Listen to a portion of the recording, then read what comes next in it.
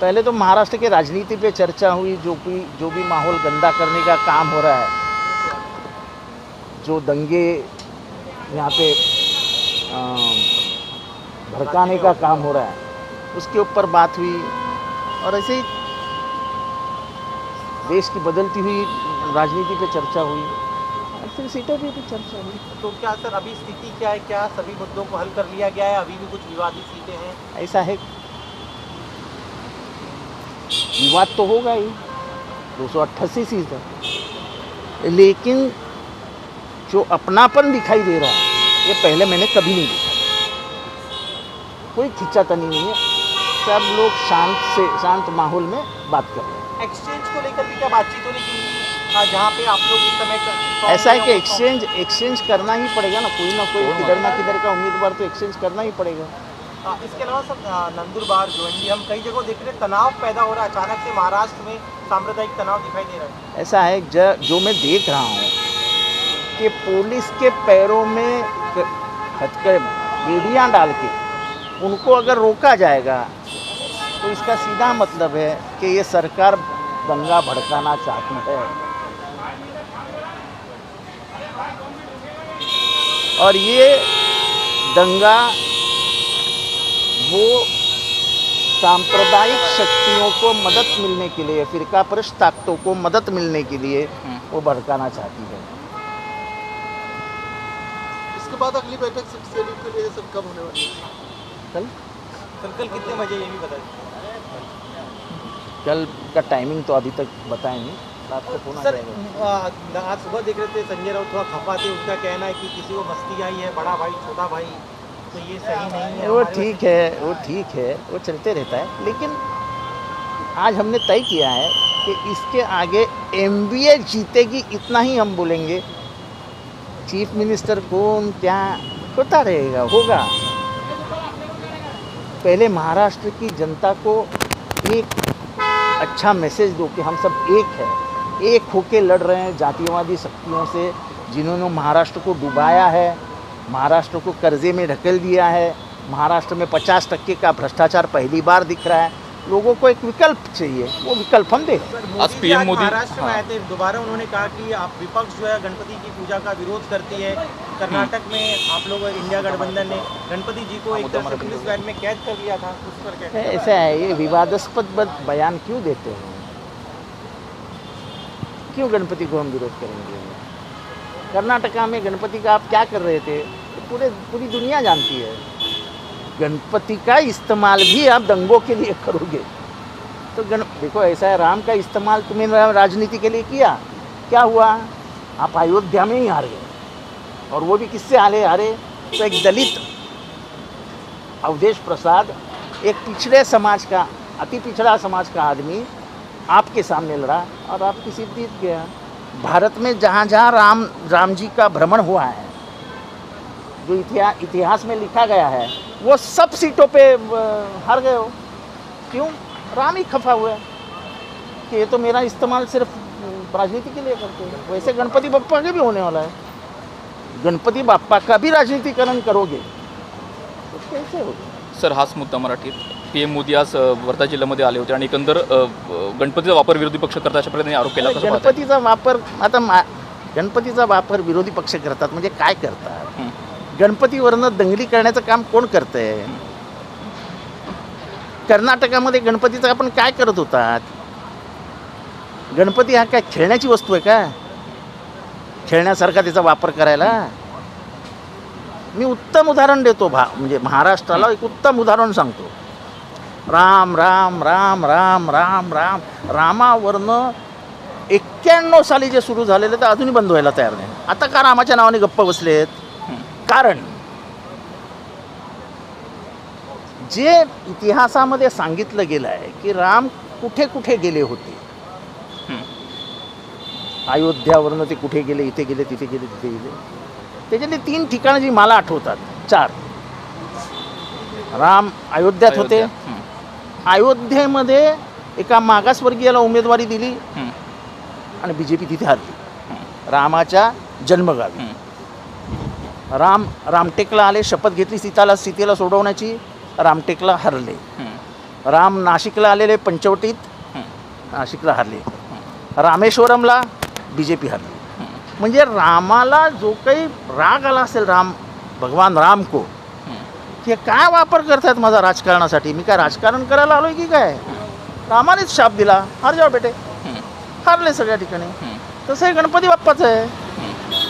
बाप्पा काय तुम्हाला 1.5 दिवसात, 10 दिवसात, 5 दिवसात, 7 दिवसात काय माझा वापर तुम्ही तुमच्या राजकारणाच्या सोयीसाठी करा असं सांगत नाही ना. सुख करता, दुःख हरता, वार्ता विघ्नाची असं सांगतो ना शांतपणाने. आनंदात आपण आरत्या म्हणत साजरा करतो ना, महाराष्ट्र आनंद साजरा करतो. आणि बाप्पा जेव्हा जातात तेव्हा अश्रू गाळत त्यांना निरोप देतो. ही महाराष्ट्राची परंपरा आहे. गणपती एका हातात आणि तलवार एका हातात, असं महाराष्ट्राने नाही बघितलं कधी. नितेश राणे ज्या प्रकारे वक्तव्य करतात त्याला कुठेतरी विरोध करत अजित पवार यांनी अमित शहाना पत्र लिहिलं, मात्र त्याला कुठेतरी फरक पडलेला नाही आहे.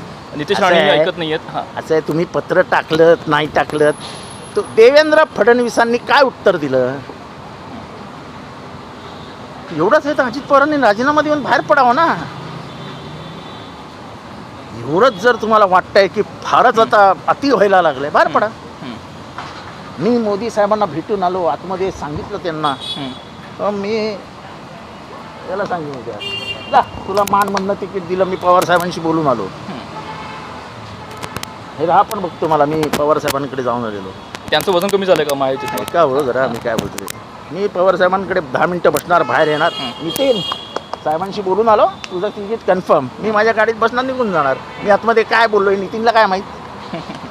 नितीन उद्या पत्रकारांना सांगणार, अरे जितेंद्र आव्हाड गेले होते साहेबांकडे, माझ्याबद्दल बोलून आले. तसे अमित शहाकडे गेले, हे मोदींकडे गेले, हे काय बोलले तुम्हाला काय माहीत नाही, मला काय माहीत. फक्त त्यांच्या तोंडात नाही ऐकायचं, कृती काय. नितेश राणे गप्पा बसले का. देवेंद्र फडणवीसांना बैठक झाली,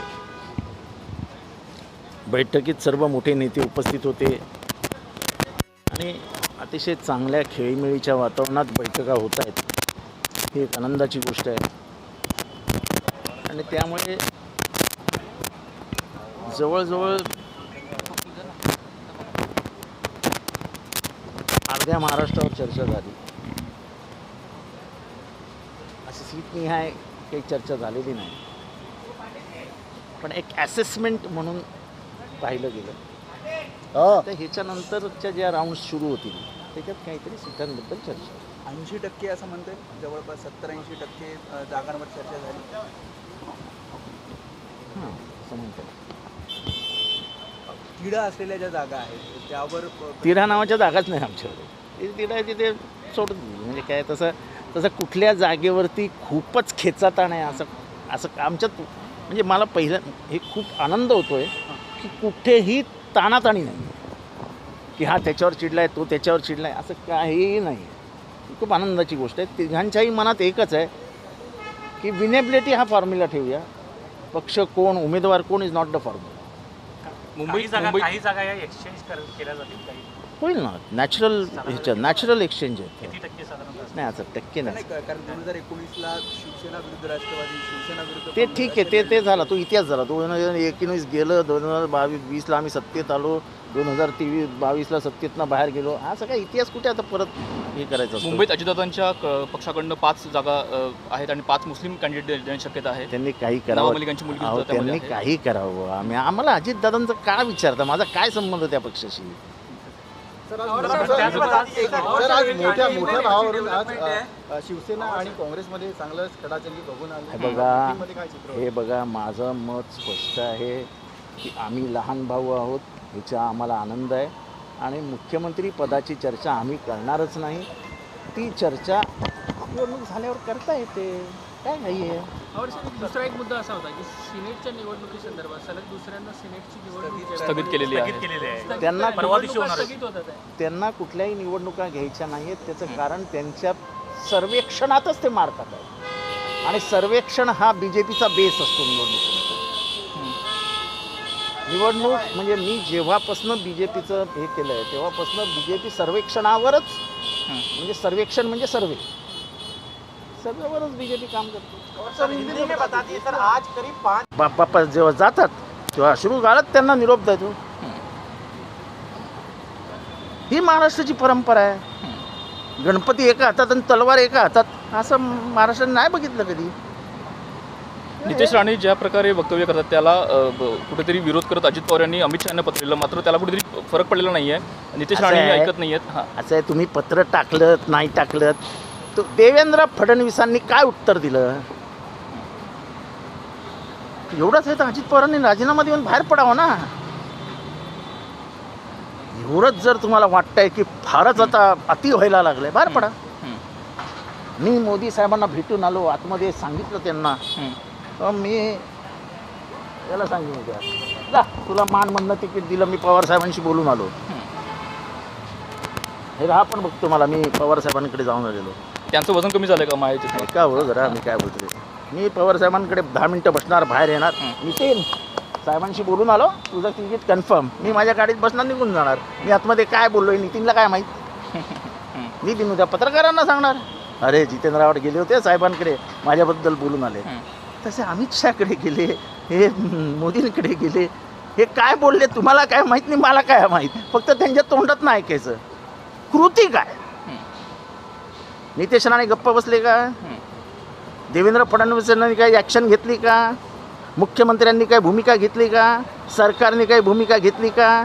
काहीच नाही. विशालगडावरती हल्ला झाला, आरोपी पकडले का? नाही. रामगिरीला अटक झाली का? नाही. कसली अपेक्षा करता तुम्ही यांच्याकडनं? अजित पवारांचं वजन कमी झालं का महायुतीत? मला त्यांचं वजन कमी झालंय का वाढलंय, मी वजन काटा बघतच नाही.